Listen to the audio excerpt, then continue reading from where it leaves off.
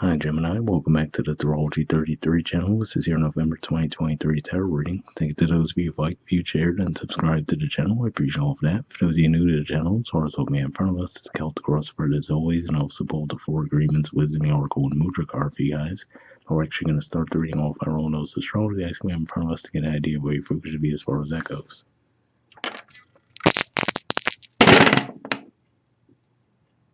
Alright, so we have 8, and 8th house energy for you guys is actually Capricorn. We have Pluto moving through the last degrees of Capricorn right now, and in general, 8th house points to death, rebirth, intimacy, and investments.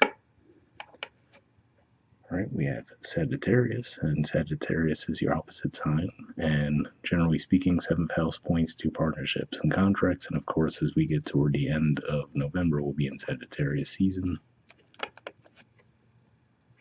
And we have the North Node. So the North Node is actually in Aries, which is your 11th house of friendships, groups, hopes, and wishes. Alright, so let's move on to the main spread. In the main situation position, we have the Ace of Cups, and challenging that, we have the 10 of Wands. So this is a Sagittarius energy here, which we also saw on your dice, but what I'm getting from this primarily could just be saying that there might be a new opportunity coming your way this month, and the challenge is that you might miss it because you're just so caught up in day-to-day things, right? If we look at the way this person is walking with those wands, it's not even clear if they could see the way in front of them, right? So it's just one of those things to be mindful of, to just say that, don't get so wrapped up and caught up in day-to-day things that you might miss some really good opportunities that could come your way this month. Alright, in the foundation position, we have Judgment. So for some of you, this could even be an opportunity from your past coming back around. If that's the case, looks like it would be one that's welcome, given that we do see the Ace of Cups energy. But yeah, again, like I said, just something to be mindful of there is that you just could be so wrapped up in day-to-day things that you might miss these things happening around you. Alright, past position, we have the 4 of Pentacles. So this is actually Capricorn energy here, and we also saw that come up with your dice. So this could just be saying that you might have been holding on to something for so long that that could have been what's causing the blockage for you now, right? So you might have just really set your mind on a certain way to get to a destination, right? And because of that, it could just be saying that even if it's not necessarily working for you, just operating as efficiently as you would like, you're just so dug into that plan at this time that could be causing a bit of a blockage for you. Alright, the good thing there is if that's the case, in the present position, we do see the 10 of Swords. So this is actually a Gemini energy, the exact opposite of the Sag card we see in a challenge. So yeah, this could just be saying that you could be letting that thought process go, right? That, oh, this is this specific way I have to go about something, right? So if it really isn't working for you anymore and there really is a better way to approach something, it looks like you might be embracing that this month. Alright, in the near future position, we have the Fool. So yeah, this is another indicator between this following immediately after the 10 of Swords. To me, this says that you will be letting some things go this month and just embracing some new, fresh energy. And that would leave you more open to seeing that Ace of Cups opportunity come your way as well.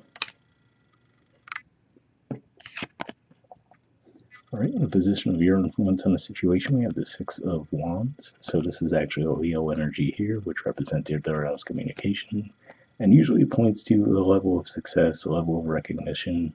So yeah, whatever this, excuse me, whatever this is that you're clearing out from your past, does appear like it's going to be showing up in a positive way for you guys as far as you move on to the next thing and get some recognition coming your way. So possibly because you lighten your load in some way.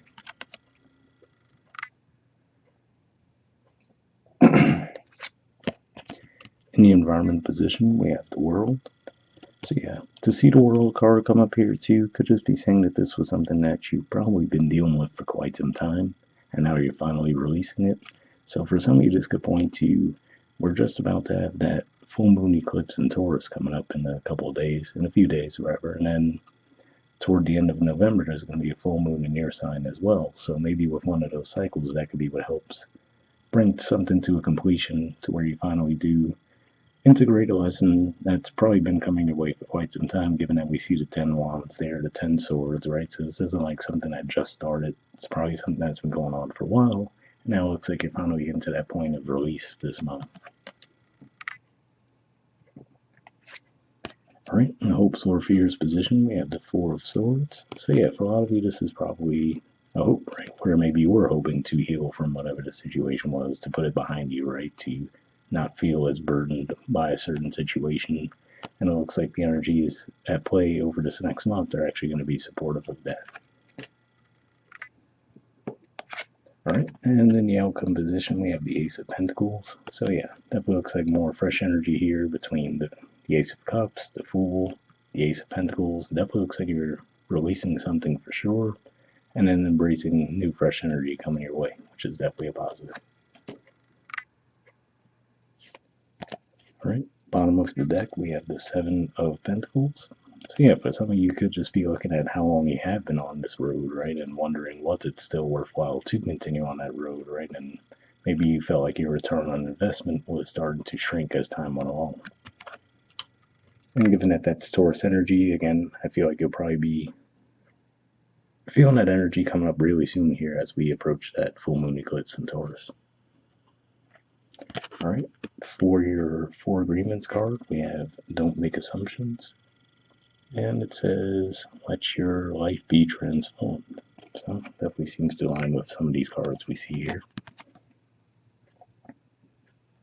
All right, let's see if we can get that to focus better. There we go. It says, when you stop making assumptions, your word becomes impeccable and your life is completely transformed. Magic just happens in your life. What you see comes to you easily because spirit moves freely through you.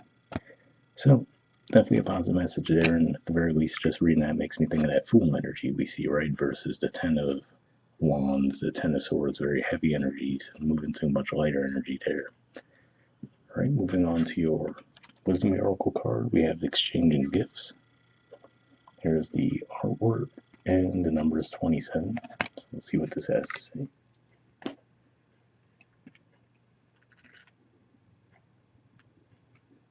Okay. Excuse me. Essential meanings says the law of giving and receiving, currency, trade-offs, weighing cost, and determining value. The Oracle's message: you're entering into a productive and enriching time when all manner of opportunities are being offered to you. You have everything you need to seize them, yet in order to honor them, you must put in the time, exchange your experience and skills, and commit heart and soul to what you're choosing to pursue. You can do it. You have what it takes to be successful if you align with the law of giving and receiving. You must engage in a dance of give and take, push and pull, doing and being. If you let fear guide your choices, you could deplete yourself or create an imbalance. This is not a time of just do, do, do. Use your currency wisely and be mindful of the value others bring to your life. So interesting there where it says this is not just the time of do. That makes me think of the Ten of Wands in the challenge position, right? And then use your currency wisely, be mindful of the value others bring to your life. That makes me think of that Ace of Cups energy, where, like we were saying, if you get so caught up in day to day, you might miss these opportunities coming your way. The relationship message says love is an exchange of life force energy between two beings. It grows exponentially when it's reciprocated. You must give and receive in order for love to flourish in abundance, to flow between you. Spirit wants you to start accepting all the blessings waiting for you, as well as offer the same gift in return. Open your heart and allow it to be filled. Let love in and let it flow out of you, too. Love is truly yours today. So yeah, definitely a positive message there. This didn't immediately jump out to me as though it was like a romantic connection thing. It definitely seems like mostly a solo journey, but for those of you looking for guidance there, hopefully that resonated. Okay, the prosperity message says all your hard work and efforts, your commitment to learning, creating, and spending your time wisely pay off in ways you may not have been anticipating. The gifts of yourself, your time, your ideas, and the energy of your intentions are being reciprocated by the universe, which is sending you signs and signals, aligning synchronistic meetings and opportunities to bring you success and more. Everything is an exchange. Keep doing what you're doing. Goodwill comes back tenfold. So yeah, talking about aligning synchronistic meetings and opportunities makes me think of these ace energies that we're seeing there. So like we said, another indicator to just try not to get so caught up in day to day you could miss these things happening around you. Alright, and lastly, we have Mudra. This is your Mudra here. It's the Shankhavarta Mudra. The keyword for it is intuition. And focus. There we go. So there's the info on it. If you want to pause it or take a screenshot to read what it has to say. But as far as benefits, it says quiets the mind, turns the attention inward, strengthens intuition, serves as a gateway to hear the wordless teachings of your own heart. So if that sounds like a Mudra you think would be beneficial for you guys, I will put the name in the description of the video as always. We'll wrap up there and I'll see you guys next month. Alright, bye.